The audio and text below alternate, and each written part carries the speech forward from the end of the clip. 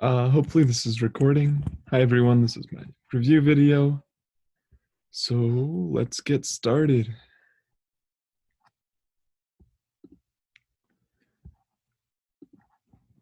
Alright, so today I'm going to be talking about Lecture 8, which is all about quantum numbers. So I won't change. There we go. Okay, to start off, we need to give a little bit of background about orbitals. So usually, like when we hear about orbitals, we imagine like the classic, I don't know, for me, Boy Scout merit badge with the different electron orbitals and like the different rings around the atom. And as we find out, that is not actually the case. That's not an accurate representation of orbitals. So in the class, we learned that a real orbital is a region around the atom where there's a 90% chance of finding an atom. So it's basically like a region where it's pretty sure that there's an atom there. And there's a pretty high chance that there's going to be an atom somewhere in this space. So there's a bunch of different orbitals. We learned that there are 4 kinds. There are s orbitals, p orbitals, d orbitals, and f orbitals. And as you can see, there's all kinds of different ones. And s is pretty simple down here on the bottom. It's just like a round spherical orbital. And then you've got the p orbitals, which are kind of like an hourglass, for lack of a better term. And then they start getting funky, where the d orbitals, we talked mostly about the ones like this with like the 4 different pieces that are branching off, and not so much as the ones with the donut in the middle. And then f orbitals, which aren't that applicable in this class, but they're fun to look at because they're quite wild. And those are the 4 different kinds. So just to, oh, I lost that screen. Okay, so just to recap, the ones that are important are s orbitals, p orbitals, and then most of the d orbitals. And we'll explain a bit more about like the orbitals and what that means coming up. So quantum numbers are used to describe the orbitals that we were just talking about. And there are 4 different quantum number, or sorry, there's 3 different quantum numbers, and each of them describe like a different aspect of the orbital. So there's, you can see right here, I listed them. There's n, l, and it's m sub l, but it didn't, I don't know, I couldn't figure out how to make the l as sub l on here, but that's okay. And obviously I was a little bit confused at first when I was learning about this because they're called quantum numbers, but then they are listed as letters, but that's okay, that happens. It's not the end of the world. So I wanted to start off by talking about the first one, which was the quantum number n. But this is also referred to as the principal quantum number. And to like a little bit about what it describes, because I said each quantum number describes a certain part of the orbital, the quantum number n talks specifically about the energy level or the shell, or it's describing the average distance that orbital is from the nucleus. And this has several possible values, and in this case it is any integer that is less than 1. So to continue, it gets a little bit more complicated than that. That one's pretty straightforward, but the next one is an angular momentum quantum number, or L. And it's a funky little cursive L, which is important to note and remember. So this one, the aspect of the orbital that it describes is the shape of the orbital in that shell or subshell. So this one basically describes like the shape of the orbital. And in this one, I have examples of the s and p orbitals, but it's like I talked about in the beginning, where it can also apply to d or f orbitals. But I just have pictured the s and p orbitals in this slide. So it describes the shape of the orbital, and what takes a bit of figuring out is determining which shape that is. And the way you can do that is by basing it off the value of n. And basically, you can find the value of the L orbital by subtracting 1 from... So it's basically subtracting 1 from the value of n. So right here you have, for example, if L equals, let's say n equals 1 in this case, then you'd say n minus 1 equals 0, so L would be equal to 0, and that would be an s orbital, like you see right here. And in the different cases, if L equals 1, then it's a p orbital. If L equals 2, then it's a d orbital. If L equals 3, then it's an f orbital. And those are important to remember because the numbers correspond with the type of orbital that it is. And you can find these just based off of the n value and saying n minus 1 is equal to the L value, which allows you to deduce the orbital shape. And it won't let me change slides. Oh, there we go. Okay. So the third quantum number that I listed is on m sub L. So m sub L describes the spatial orientation of the orbital or the specific orbital. And the possible values of this include integers ranging from negative L to positive L. And sorry, something went weird and it didn't include the little cursive L, but it's the thought that counts. So basically, you've already, as we talked about in the previous slide, you've already figured out the value of L. And, if you don't remember, that's taking n and subtracting 1 from it, and then you get the value of L. And then you can say, okay, so negative L to positive L. So for example, let's say L is equal to 2 in a certain orbital. Then you would say, okay, m sub L can range anywhere from negative 2 to positive 2. And in this little picture right here, you would just replace the L with a 2. If L is equal to 1, then you would cut off the L's in this example and just say negative 1, 0, and 1. And all of those are possible values of m sub L. And that's important because it helps you just like determine even closer where the electron exists in that orbital, and describes like the spatial orientation of that orbital. All right, so the next slide it's a little bit different because it's not officially a quantum number, but it's still along the same. It's helpful in determining the location of an electron, which is n sub s. And again, I couldn't figure out how to make it sub s, but you can see it right there. So it is the spin quantum number. And this one describes if the electron in the orbital is spin up. Oh, wow, I had a typo. But that's supposed to say spin up or spin down. And the spin of an electron, if you didn't know, describes basically its magnetic field. So the possible values of this quantum number include positive 1/2 or negative 1/2 for an electron.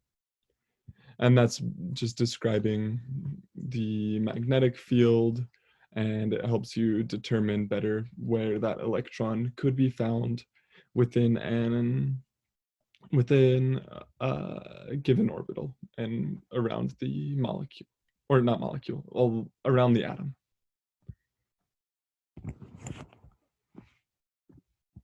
All right, so I wanted to talk about this practice problem right here. So let's say, for example, you have a shell for the first quantum number, which is n. And, n is equal to 5, as we can read right here. So if n equals 5, and then we can say how many subshells are there. And if you remember, then a subshell is talking about the quantum number L. So for if n is equal to 5, then if we go back, you would remember that it's 5 minus 1 to find the value of L. So that gives us the options of either 0, 1, 2, 3, or 4, because we just subtracted 1 from 5. So the highest option is 4. And if we look at the second part of this question, it says how many orbitals are in each subshell? And you find that by saying 2L plus 1 orbitals in each subshell.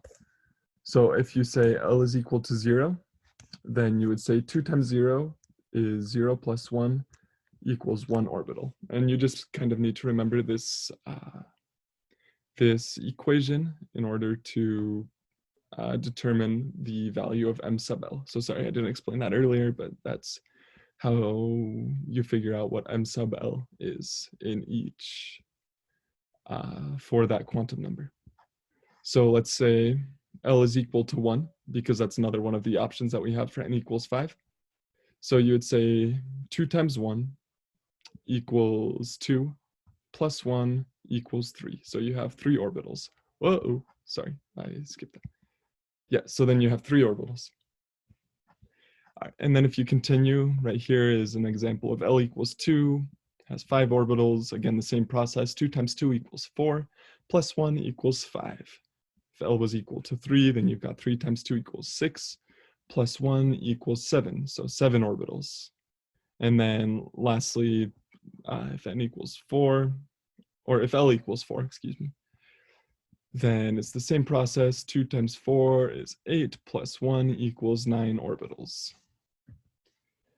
And if you look again, then that's part C of this problem, says how many total orbitals are there. And you can just, I already have the work posted, but you just add the different numbers of the orbital, and that gives us a total of 25 orbitals by adding these all together.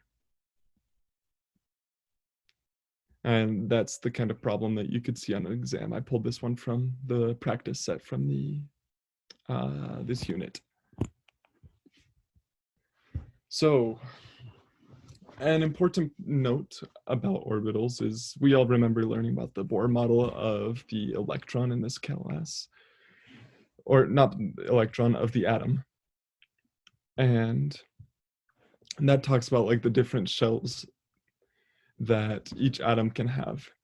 And like a shell isn't a perfect example, but as we like discussed thoroughly in class, it's not a perfect example of how an atom is, but this principle still applies to a current atom, or like an atom as we have an understanding of it now. So each shell, or n level, which is the n quantum number, contains a certain number of electrons. So if n is equal to 1, then it contains 2 electrons. If there are 2 shells, then it contains 8 electrons, and so on and so on. So if n equals 3, or there's 3 shells, then there's 18 electrons. If n equals 4, then there's 32 electrons. And it keeps going. If n equals 5, then it's more. If n equals 6, then it's more. So as you continue with this, each shell, I lost my train of thought. And also, this is important to note that in these examples, this is assuming that the shell has been completely filled. So there'll be a helpful diagram on the next page. And I'll talk about the Pauli exclusion principle in just 1 second. But 1s, 2s are both examples of the different orbitals that can be filled. So in the case of n1 being filled, then there's 2 electrons. Each of these little arrows represents an electron. And as I talked about in the beginning of the slideshow, you have the different kinds of orbitals. So like s, p, d, and f. So you have those different orbitals. And as we continue, like as these different orbitals get filled, you can see these represented in these shells or in this electron configuration table. So for this example, it's showing the configuration of carbon, which has 6 electrons on the periodic table. So the Pauli exclusion principle basically says the concept that 2 electrons in the same atom cannot have the same quantum number, which means that they have to be, well, actually, to better explain the Pauli exclusion principle, it just means that 2 of these electrons, all of these different subshells need to be filled before they double up, like they are in this last example. So each of these electrons is going to have a unique set of quantum numbers until it needs to double up. So, for example, you have carbon, which means that it first fills the 1s subshell with 1 electron with an upward spin, like we talked about for the m sub s. The m sub s quantum number is there's an upward spin and a downward spin, and that fills the subshell. And then 2s has again an upward spin and a downward spin.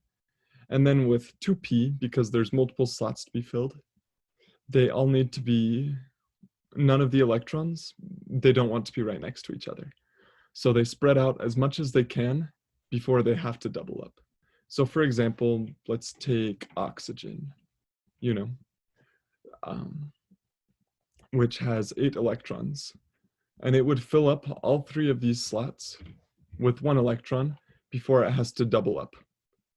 Because it's like when you're moving in with your roommate and you don't want, if there's an extra room open, you're obviously going to take your own room. You don't want to double up in a room unless you have to. And that's the way that these electrons function. So what's cool about quantum numbers is that they really are there to help you determine exactly where you can find electrons and in a given orbital. They're there to describe the orbital, and it helps you determine the shape of the orbital, what kind of orbital it is, how many electrons are in that orbital, etc., etc. So in class, we talked about how these quantum numbers are similar to having a specific address.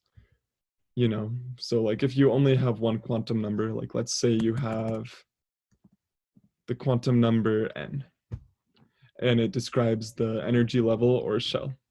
It's like having a city that someone lives in, and you're trying to find where your friend lives. Then it says, okay, it's Provo, Utah, and that's great and all. But then once you get once you have the quantum number L along with that, then you have the shape of it, and maybe that gives you a street, So, I don't know, University Avenue, or a different street that is out there in Provo. And then you have a more specific address with M sub L that tells you a specific apartment, And then once you get the last quantum number with the spin of M sub S, then you're able to say, okay, it's Provo, Utah, in this apartment on this street at apartment number 14. So that's what's really cool about these quantum numbers, and that's what's really helpful, is that it gives you the specific location that you're looking for. And it helps you identify a specific atom and the orbitals that exist with that atom. And that's the end of my slideshow. Thank you very much.